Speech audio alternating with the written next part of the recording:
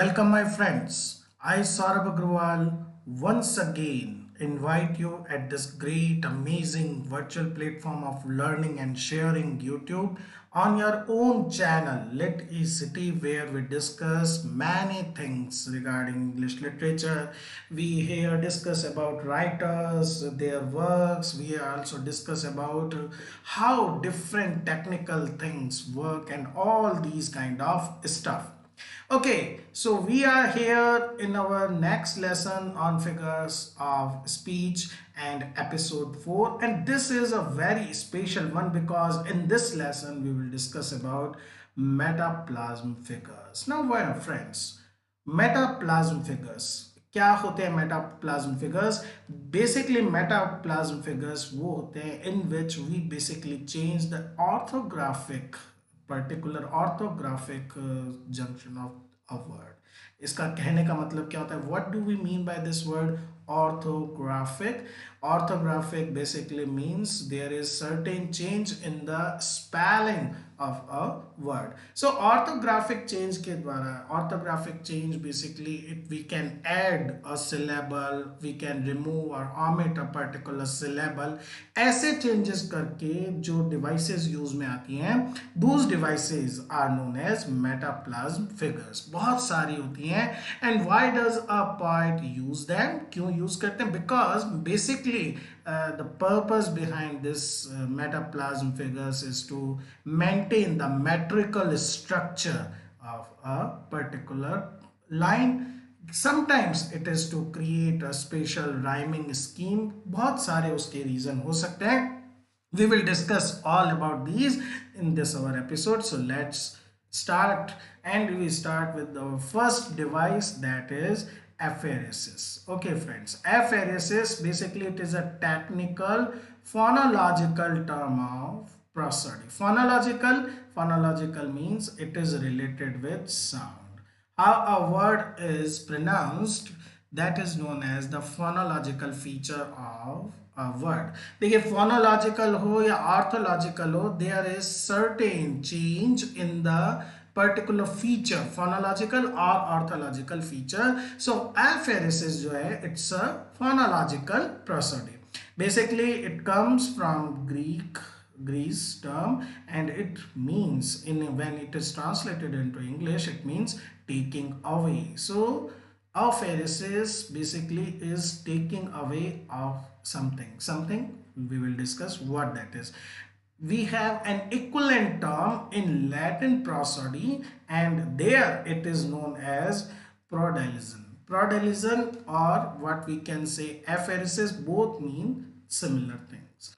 Okay, what is basically it is? It is basically a type of lesion or omission in which, देखिए ये important चीज है, the initial unstressed syllable is omitted.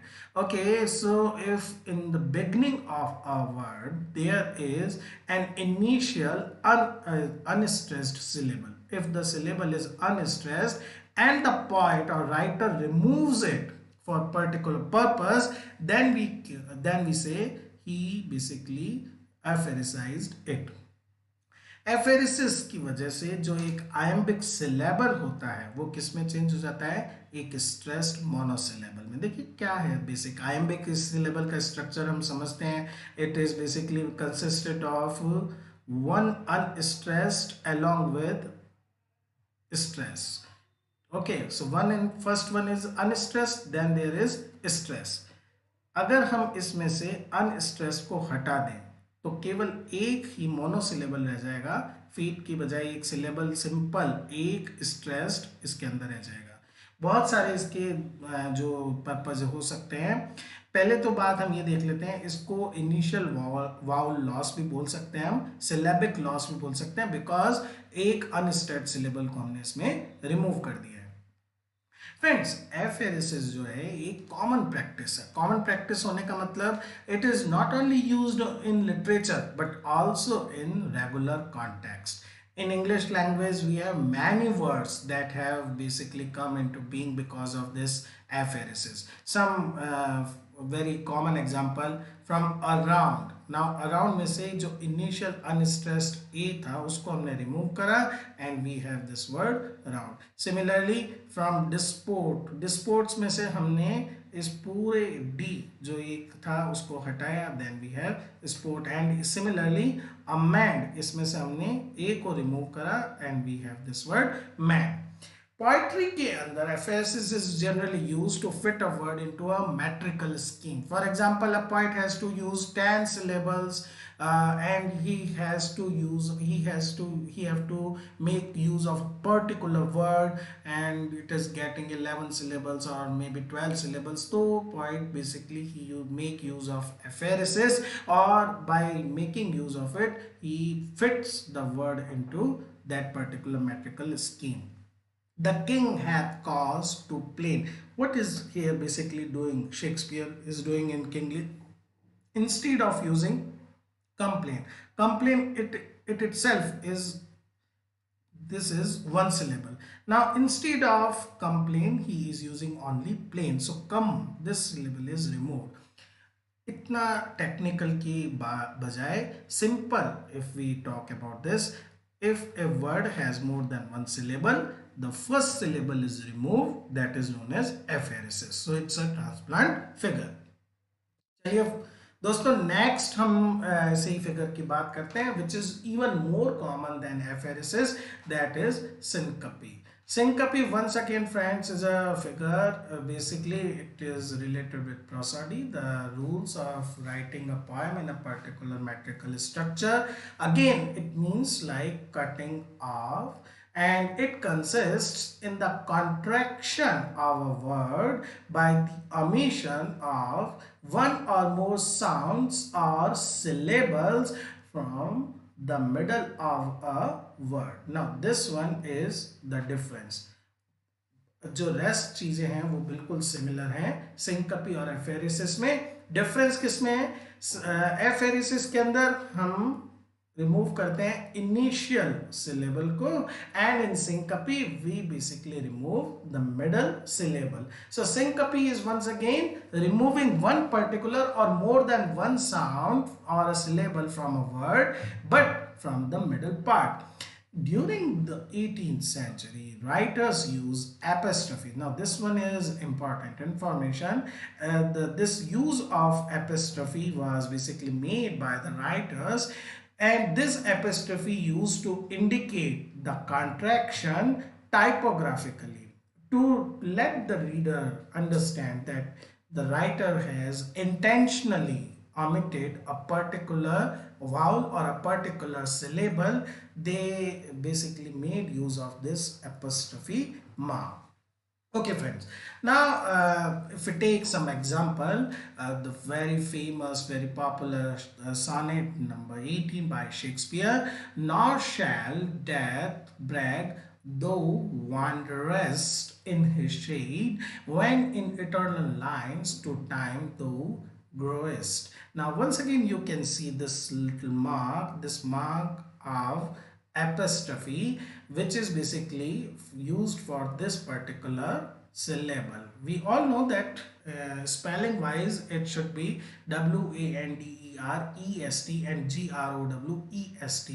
The poet has removed this particular syllable and that's why it has become one rest. So this complete is one consonant cluster. This is one syllable instead of two syllables. Similarly, from Paradise Lost, Book 1, but what if he are conqueror, whom I know of force believe almighty, since no less than could have overpowered such force as us. Once again you can see this little apostrophe mark.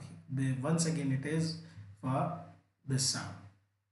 You that are thus so tender over his follies will never do him good, not one of you. The Winter's Tale by Shakespeare. Here you can see this basically stands for this particular sound. It is not particular vowel, but it is basically R. So it can be any particular syllable, any sound.